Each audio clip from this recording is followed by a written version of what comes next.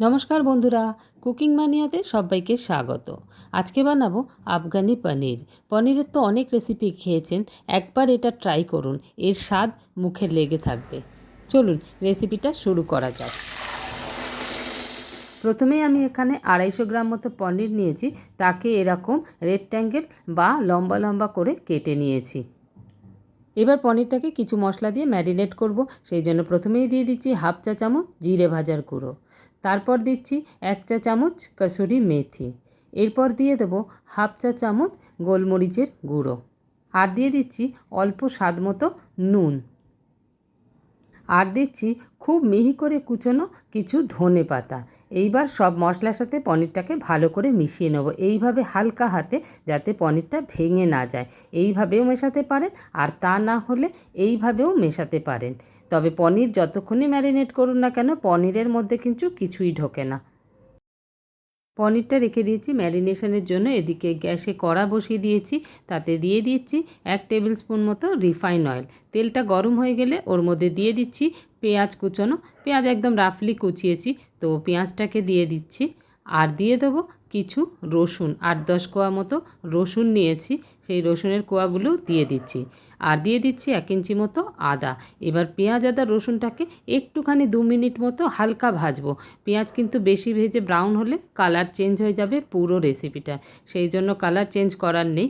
2 minute মতো ভেজে নিয়ে দিয়ে দিলাম 10-12টা মতো কাজু বাদাম। কাজু বাদাম দিয়েও 2 মিনিট মতো হালকা ভেজে নেব, পেঁয়াজের বা কাজু বাদামের যেন রং চেঞ্জ না হয়। তো ভাজা হয়ে গেছে, এবার আমি গ্যাসটা অফ করে দিচ্ছি।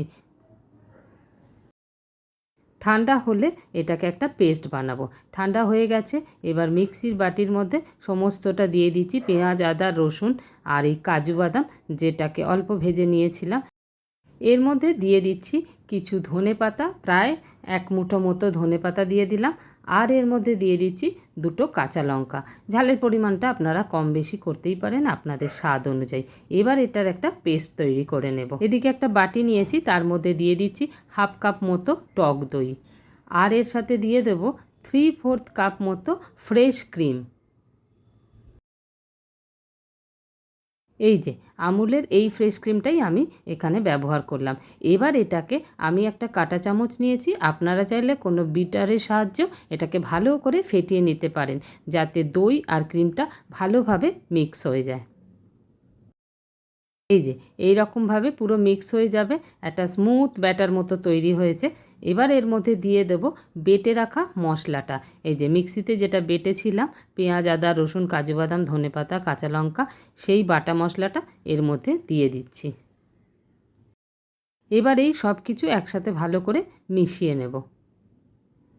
এর মধ্যে মিক্সির বাটিটা ধুয়ে একটু জল দিয়ে দিলাম, একটু পাতলা হলেও অসুবিধে নেই, এটা আমি গ্রেভি বানাবো, তো জলটা দিয়ে ভালো করে মিশিয়ে নিচ্ছি সব মশলার সাথে। আবার গ্যাসে কড়া বসিয়ে দিচ্ছি, ওর মধ্যে দিয়ে দিচ্ছি 1 টেবিল স্পুন মতো রিফাইন্ড অয়েল, আর দিচ্ছি 1 টেবিল চামচ মতো বাটার। আপনারা চাইলে এখানে ঘিও ব্যবহার করতে পারেন। তেল আর বাটারটা গরম হলে ম্যারিনেট করা পনিরগুলো একে একে কড়াইয়ের মধ্যে দিয়ে দিচ্ছি। এবার পনিরগুলোকে উল্টে পাল্টে একটু ভেজে নেব। পনির যেন ভেঙে না যায়, সেই জন্য খুব সাবধানে আস্তে আস্তে প্রত্যেকটা পনিরকে আমি একটা একটা করে উল্টে পাল্টে দিচ্ছি। পনির ভাজা হয়ে গেছে, এবার সব পনিরগুলোকে একটা প্লেটের মধ্যে তুলে নিচ্ছি। বাকি তেলে দিয়ে দিচ্ছি গোটা গরম মশলা, যার মধ্যে আছে 2টো এলাচ 2-3টে লবঙ্গ আর অল্প একটু দারচিনির স্টিক। এবার গরম মশলা থেকে ভালো গন্ধ বেরোলে এর মধ্যে দিয়ে দেব এই যে মিক্সচারটা বানিয়ে রেখেছিলাম দই ক্রিম মশলা দিয়ে, সেই মিক্সচারটা এর মধ্যে ঢেলে দেব। এখন গ্যাসের আঁচ কিন্তু সিমে আছে। এবার ভালো করে একটুখানি নাড়তে থাকবো যাতে ফেটে না যায়। এবার ওই বাটিটা ধুয়েই একটু জল দিয়ে দিচ্ছি এর মধ্যে, দিয়ে জলটাকেও ভালো করে মিশিয়ে দিচ্ছি পুরো মশলার সাথে।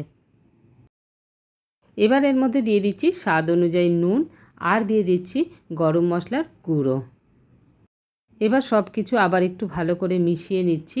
মেশানো হয়ে গেলে ঢাকা দিয়ে সিম আঁচে 10 থেকে 15 মিনিট মতো রান্না করে নেব। 15 মিনিট পরে ফিরে এলাম, তবে এর মাঝে কিন্তু আমি ঢাকাটা সরিয়ে বারবার নেড়ে দিয়েছি। এই যে ওপরে একদম তেল বাটার সব ভেসে এসেছে, এবার আমার মশলা একদম রেডি। এবার এর মধ্যে আমি দিয়ে দেবো ওই ভেজে রাখা পনিরগুলো এক এক করে। সমস্ত পনির দিয়ে দিয়েছি। এবার ওপর থেকে দিয়ে দিচ্ছি একটুখানি ধনেপাতা কুচি। ব্যাস আমার রান্না কমপ্লিট। গ্যাসটা আমি অফ করে দিচ্ছি। এবার কিছুক্ষণ ঢাকা দিয়ে স্ট্যান্ডিং টাইমে রেখে তারপরে আমি পরিবেশন করব। তাহলে কেমন লাগলো আজকের রেসিপি আমায় কমেন্ট করে লিখে জানাতে ভুলবেন না কিন্তু। যদি ভালো লেগে থাকে তাহলে একটা লাইক করে দেবেন আর সাবস্ক্রাইব করে আমার পাশে থাকার